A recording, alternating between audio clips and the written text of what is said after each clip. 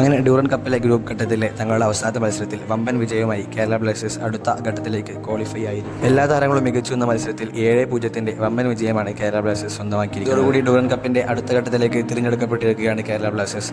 അടുത്ത ഘട്ടത്തിൽ Kerala Blasters Mohan ബഗാനെയോ east ബംഗാളിനെയോ ആയിരിക്കും നേരിടുക. കളിയെക്കുറിച്ച് പറയുകയാണെങ്കിൽ കളിയുടെ ആദ്യ പകുതിയിൽ കേരള ബ്ലാസ്റ്റേഴ്സ് വളരെയധികം നല്ല രീതിയിലാണ് കളിച്ചിരുന്നത്.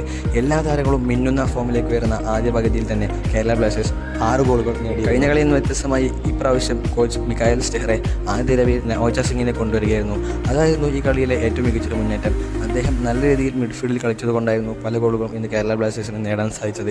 അദ്ദേഹം വളരെ മികച്ച രീതിയിലുള്ള ഒരു ഗോൾ ഈ കളിയിൽ നേടിയിരുന്നു. അതുപോലെ തന്നെ നോഹ സദോയി, എന്തൊരു താരമാണ് അദ്ദേഹം! ഈ കളിയിലെ ഹാട്രിക്കോടുകൂടി ഡ്യൂറന്റ് കപ്പിലെ രണ്ടാമത്തെ ഹാട്രിക്കാണ് അദ്ദേഹം നേടിയത്. അദ്ദേഹത്തിൻ്റെ ഓരോ നീക്കങ്ങളും പാസുകളും മൂർച്ചയുള്ളതും വളരെയധികം ഭംഗിയുള്ളതുമായിരുന്നു. പിന്നെ അസഹറും ഐമനും രണ്ടുപേരുടെയും ബോൾ കൺട്രോളാണ് ഈ മത്സരത്തിലെ ഏറ്റവും വലിയ ഹൈലൈറ്റ്. രണ്ടുപേരും വളരെ മികച്ച രീതിയിൽ ബോൾ കൺട്രോൾ ചെയ്തായിരുന്നു ഓരോ ഗോളുകൾ വീതം നേടി. നല്ലൊരു ഹെഡറിലൂടെ പെപ്രയും ഈ മത്സരത്തിൽ ഒരു ഗോൾ നേടി. ചുരുക്കി പറഞ്ഞാൽ എല്ലാ താരങ്ങളും വളരെ മികച്ച ഫോമിലേക്ക് വരുന്ന മത്സരത്തിൽ രണ്ടാം പകുതിയിൽ കുറേ ഗോളുകൾ ബ്ലാസ്റ്റേഴ്സിന് അടിക്കാൻ സാധിച്ചില്ല എന്നുള്ളത് ഒരു മൈനസ് പോയിന്റാണ്. രണ്ടാം പകുതിയിലേക്ക് വന്നപ്പോൾ CISF ഡിഫൻഡേഴ്സിനെ ഒന്നുകൂടി മികച്ച രീതിയിൽ ഉയർത്തിക്കൊണ്ടുവന്നത് കേരള ബ്ലാസ്റ്റേഴ്സിന് വിലങ്ങായി. എന്തായാലും ഈ മത്സരത്തിലെ വിജയം ചെറുതല്ല. എന്നാൽ ഇനി വരാനിരിക്കുന്ന മത്സരത്തിൽ വളരെ മികച്ച രീതിയിൽ കളിച്ചാലേ മുന്നോട്ട് പോകാനാകൂ.